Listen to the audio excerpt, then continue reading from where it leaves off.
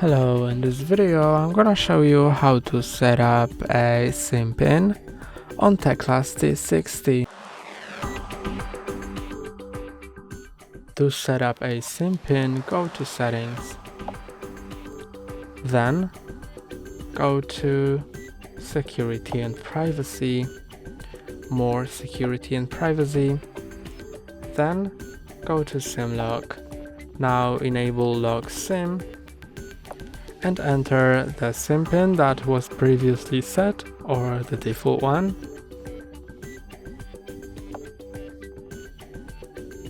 It was incorrect, so let's try again with a different one. And this one was correct. And now it's enabled. That's all for today. Don't forget to like and subscribe. See you next time.